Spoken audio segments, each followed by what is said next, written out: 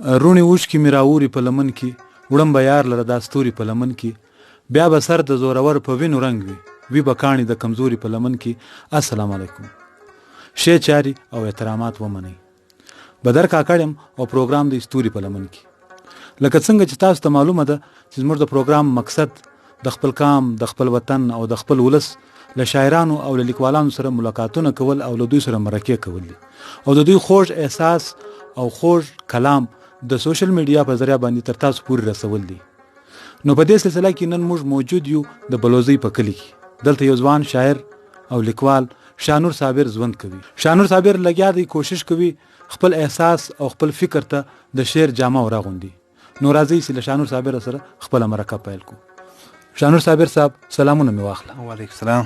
کتونکو ته په خپل باره کې د پلند ټوکی کې څه ویل غواړي؟ خپلو خوږو ملګرو مینوالو ته او زه د خانوزۍ بلوزۍ اوسېدونکی یم. زما نوم شاهنور صابر دی، د خانوزۍ بلوزۍ اوسېدونکی. مننه شاهنور صابر. ته ماته دا ووایه ستا باقاعده تعلیمي سلسله تا تر کومه ځایه پورې رسولې ده؟ زما تعلیم خالي ما میټرک کړی دی، بس له هغه باندې بیا ما نه دی ویلی، بس خالي میټرک ما کړی دی. ملګرو د ډېرې مجبورۍ له کبله زه شاهنور صابر خپل تعلیمي سلسله چې د هغه نیمګړ کې پرېښ کې ده خو بیا هم د پښتو او د ادب خدمت کوي. دا د ډېر ستاینې او د قدر وړ خبره ده. له موږ سره نن پروګرام کې څه راسره شریکه؟ دې ته به زه 2 کلامه ووایم، یو به مزایه درته وایم، یو حقیقي درته وایم. صحیح. هیله لرم چې د مینوالو به خوښ شي، د ټولو ملګرو به خوښ شي او ستاسو هم خوښ. ستاسو په اجازه زه دا شعر درته ووایم. پښتو دې خرڅه که ایمان خرڅوي، پښتو دې خرڅه که ایمان خرڅوي، په څو پیسو باندې خپل ځان خرڅوي او ډېر بې ضمیره یې ضمیر نه لري، ډېر بې ضمیره یې ضمیر نه لري، د خپلې خور د سر سایوان خرڅوي.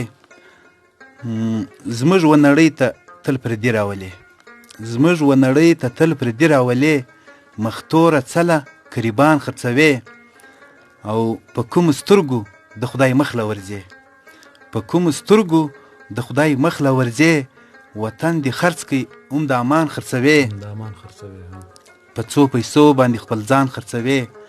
مرګ خو دې ویر دی د بل حق دې ویر دی، مرګ خو دې ویر دی د بل حق دې ویر دی، ظالمه څله غریبان خرڅوي، په څو پیسو باندې خپل ځان خرڅوي.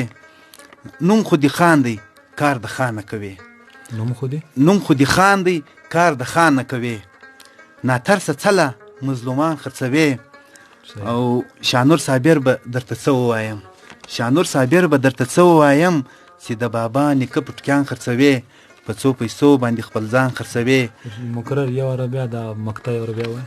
او شاهنور صابر به مننه، شاهنور صابر به درته څه ووایم چې د بابا نیکه پټکیان خرڅوي، چې د بابا نیکه پټکیان خرڅوي، په څو پیسو باندې خپل ځان خرڅوي. مننه. یقینا شاهنور صابر صاحب ډېر خوندوره غزل وه. نور به څه راسره شریکه؟ نور به څه داسې ستاسو په خوښه یو مزایه شعر درته ووایم. هیله لرم چې ستا په خوښ شي، ستاسو به خوښ شي، د ټولو ملګرو به خوښ شي.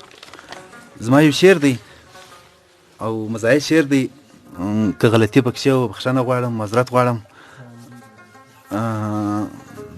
ستاسو په اجازه او د ټولو مینوالو او اورېدونکو په اجازه. زما شعر دی، وی ستا په کوڅه کې مې صدرۍ پاته سوه، ستا په کوڅه کې مې صدرۍ پاته سوه، وخوړم سپي له ما خولۍ پاته سوه. ستا په کوڅه کې مې صدرۍ پاته سوه، وخوړم سپي له ما خولۍ پاته سوه، او په ډېرو منډو مې چوټې پرې کې، په ډېرو منډو مې چوټې پرې کې، د ښایستې د کور ګلۍ پاته سوه، وخوړم سپي له ما خولۍ پاته سوه. تر شا مې نه کتل تر کوره پورې، تر شا مې نه کتل تر کوره پورې، زما نازولګي شنخالۍ پاته سوه، وخوړم سپي له ما خولۍ پاته سوه. او ما ویل خوند به وي په مینه کې ډېر، ما ویل خوند به وي په مینه کې ډېر، د سپي له لاسه تورپیکۍ پاته سوه، وخوړم سپي له ما خولۍ پاته سوه. زه خبر نه وم چې یې پلار راوځي، زه خبر نه وم چې یې پلار راوځي، د پلار په لاس کې زما تڼۍ پاته سوه د پلار په لاس کې زما تڼۍ پاته سوه وخوړم سپیله ما خولۍ پاته سوه پیسې مې چیرې سوې له وامه دواړه پیسې مې چیرې سوې له وامه دواړه یو مې بټوه بل مې ګړۍ پاته سوه وخوړم سپیله ما خولۍ پاته سوه زړه مې ډېر ښه و چې توپه به ورکم زړه مې ډېر ښه و چې توپه به ورکم د نازولګي سره ګوتمۍ پاته سوه وخوړم سپیله ما خولۍ پاته سوه شانور صابره ښه و هېڅوک نه و شانور صابره ښه و هېڅوک نه و پټه خبر د بدنامۍ پاته سوه وخوړم سپیله ما خولۍ پاته سوه او ستا په کوڅه کې مې صدرۍ پاته سوه وخوړم سپیله ما خولۍ پاته شانور صابر صاحب ستا ډېره مننه ستا موږ ته وخت راوایستې او موږ ته د ملګرو د کلام واروئ ستا ډېره مننه ستاسو هم کور ودان چې ته یې رالاست او زما کلام واورېدئ او زما کلام تر مینهوالو ورسوئ او زما کلام مینهوال واوري او خواږه ملګري یې واوري ستا هم کور ودان ډېره مننه مهرباني ملګرو ان شاء الله العزیز پر روانه خبرونه کې به د وطن له یو بل روڼ او ځلانده ستوري سره ملاقات وي هم تر هغه تمام پورې مو پر لوی او زورور خدای سپارو حاضر سات بدر کاکړ او له موږ سره کیمرامین HMP کاکړ ته ورکړي اجازت الله پامان